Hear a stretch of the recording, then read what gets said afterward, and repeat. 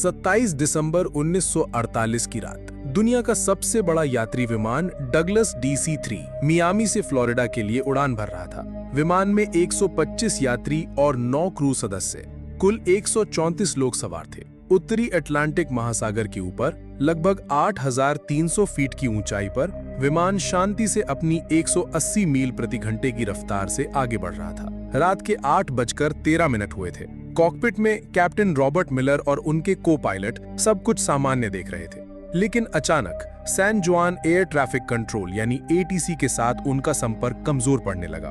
Captain Miller ने report किया कि उन्हें एक मामूली तकनीकी समस्या का सामना करना पड़ रहा है। ये उनकी आखिरी आवाज थी।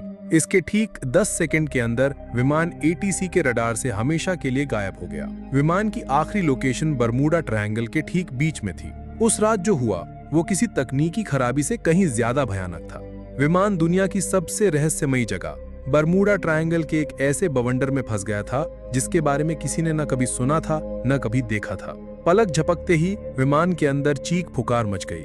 कैप्टन मिलर ने अपनी पूरी ताकत से प्लेन को संभालने की कोशिश की, लेकिन तब तक बहुत देर हो चुकी थी।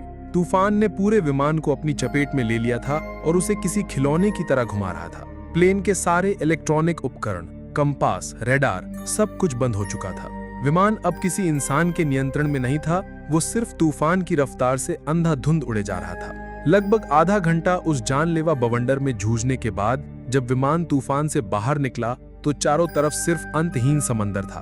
प्लेन के इंजन अभी भी काम नहीं कर रहे थे और वो धीरे धीरे नीचे की ओर गिर रहा था। तभी को पायलट की नजर सामने एक द्वीप पर पड़ी। वो एक अनजान, अनछुआ द्वीप था। सबको पता था कि उनकी मौत बस कुछ ही पलों की दूरी पर है। विमान उस द्वीप पर मौजूद एक विशालकाय पुराने पेड़ से जा टकराया।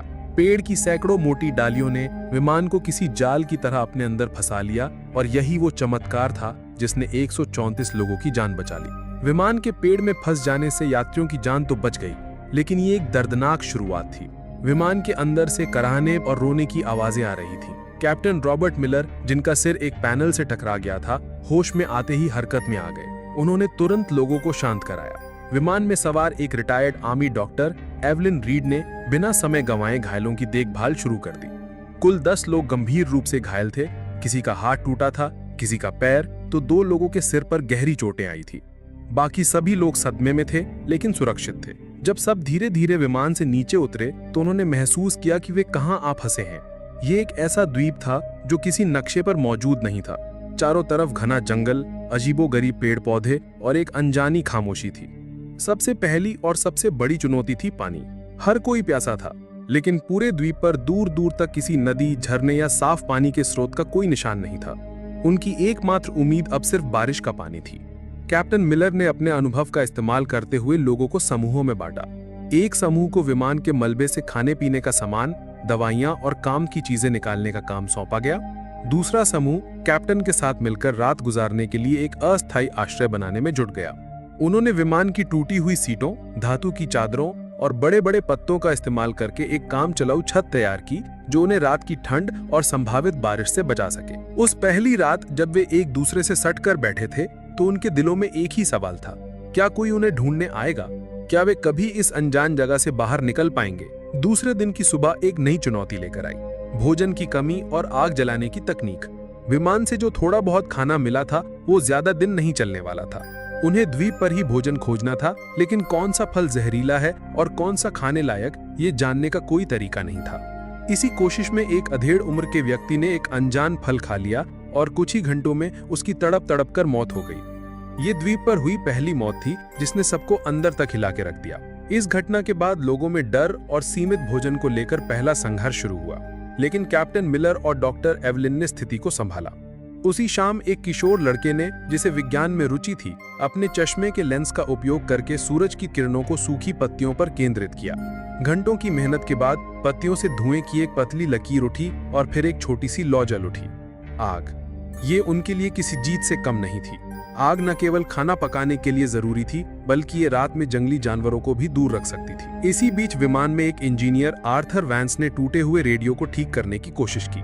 कड़ी मशक्कत के बाद वो एक कमजोर सिग्नल भेजने में कामयाब रहा। उसने अपनी आखिरी लोकेशन और मदद का संदेश भेजा, लेकिन सामने से कोई जवाब नहीं आया। रेडियो की बैटरी खत्म हो चुकी थी और संपर्क का एकमात्र जरिया भी टूट चुका था। दिन बीतते गए। जब 10 दिन बाद भी बचाव का कोई संकेत नहीं मिला तो 4 लड़के और एक लड़की का सब्र जवाब दे गया। एक रात जब सब सो रहे थे, वे चुपके से विमान के मलबे से बनी एक छोटी सी नाव लेकर समुद्र में उतर गए। वे फिर कभी लौटकर नहीं आए। उनका क्या हुआ, वे कहां गए, ये एक रहस्य बनकर रह गया। उन 5 लोगों के जाने के बाद बचे हुए लोगों को एहसास हो गया कि उन्हें लंबे समय तक यहीं रहना पड़ेगा। कैप्टन मिलर ने सबको इकट्ठा किया और एक स्थायी व्यवस्था बनाने का प्रस्ताव रखा। काम का बंटवारा किया गया। एक टीम रोजाना भोजन और फल इकट्ठा करने के लिए जंगल में जाती, दूसरी टीम आश्रय को और मजबूत बनाने और उसकी मरम्मत करने का काम करती।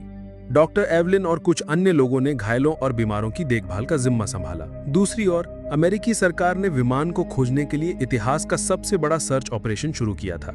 अटलांटिक महासागर के चप्पे चप्पे को छान मारा गया, लेकिन विमान का एक टुकड़ा भी नहीं मिला। 1 सप्ताह की लगातार खोज के बाद भी जब कोई सुराग नहीं मिला तो अभियान धीमा पड़ गया। इसी बीच द्वीप पर बचे हुए लोगों ने जीने की कला सीखनी शुरू कर दी थी। उन्होंने द्वीप के पत्थरों और विमान की धातु को घिस-घिस कर चाकू और भाले जैसे औजार बनाए। सबसे बड़ी चुनौती द्वीप के जंगली सुअर थे, जो झुंड में रहते थे और रात में उनके शिविर पर हमला कर देते थे। विमान में एक शिकारी ट्रेनर भी था, जिसने लोगों को भाला चलाना और जाल बिछाना सिखाया। कई दिनों की योजना और अभ्यास के बाद उन्होंने अपने पहले जंगली सुअर का शिकार किया। ये एक भयानक और भावनात्मक क्षण था। शिकार के दौरान 2 लोग घायल हो गए, लेकिन जब वे उस शिकार को लेकर शिविर में लौटे तो ये सिर्फ भोजन नहीं था, ये उनकी एकता और दृढ़ संकल्प की जीत थी।